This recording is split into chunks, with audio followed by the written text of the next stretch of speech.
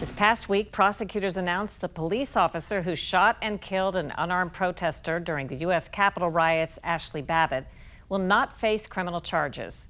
Also, the Inspector General issued scathing findings, telling Congress that Capitol Police were ill-prepared, had faulty equipment, and didn't share intelligence. Senator Ron Johnson, a lead Republican on the Homeland Security Committee, recently spoke with me about still lingering questions from the riots. What kinds of questions are you asking? I'm trying to recreate accurately what happened. Obviously, I've been vilified because I'm asking these questions, because I'm pushing back on what I believe is an inaccurate narrative, that there were literally thousands of armed insurrectionists intent on overthrowing the government. I just don't think that's an accurate assessment of exactly what happened. One of the, it's prompted my question of the FBI witness, how many firearms? Because when I hear armed, I really think of firearms. Again, cognizant of the fact that you can use other things as a weapon. I don't condone that. I've condemned all of this. But when I asked how many firearms were confiscated, that witness said 0. How many firearms were confiscated in the Capitol or on Capitol grounds during that day? To my knowledge, we have not recovered any on that day from any other arrests at the scene at this point.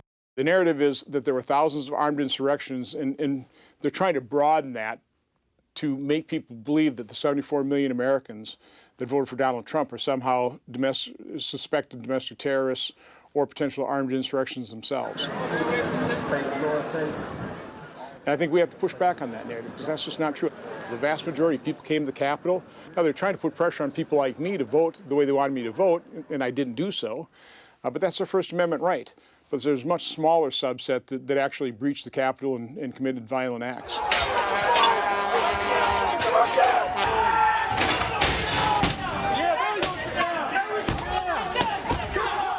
Do you think the First Amendment is under attack? It's very dangerous for our democracy. I think freedom of speech is under attack. The cancel culture.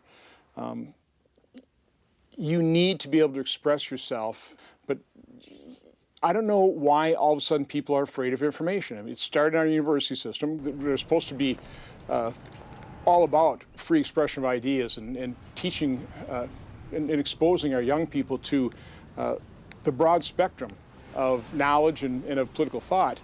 And now you've got a cancel culture occurring in the academy. Very few conservative professors. It's all leftists, and probably at that point even radical leftists. And it's filtering through our society in general. It's a very dangerous place for a democracy to be in. Hi, Mayday. Can I talk to you? No, you need to get out. You need to get out. No, I don't. You need to get out. I actually don't. All right. Hey, who wants to help me get this reporter out of here? I need some muscle over here. Help me get him out. The FBI has really pulled out all of the stops to try to identify, with photographs and the records they have, everybody who was in the Capitol. They're rounding up people and arresting them, bringing them here to Washington, D.C. for prosecution. On the other hand, do we still know much about who shot the rioter who was breaking through a window?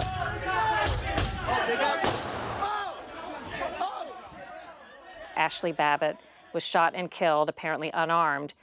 And I'm not sure I've heard the name of the person who shot her, apparently some sort of law enforcement official, being released, or many details. Do you know any? I don't know anything about it. We also don't know how Officer Sicknick, what his cause of death was. We do know that New York Times ran a false report, had to know that their report was inaccurate, I would think within days, and yet didn't correct the story for weeks. What part of their, what agenda are they trying to promote in terms of withholding that information from the American public? So what you're speaking to is what concerns me so much, is unequal justice. Well, one thing I don't ever remember, at least in my experience in 40 years, there being a fatal shooting of an unarmed person, and months later we don't know the name of the person who did it.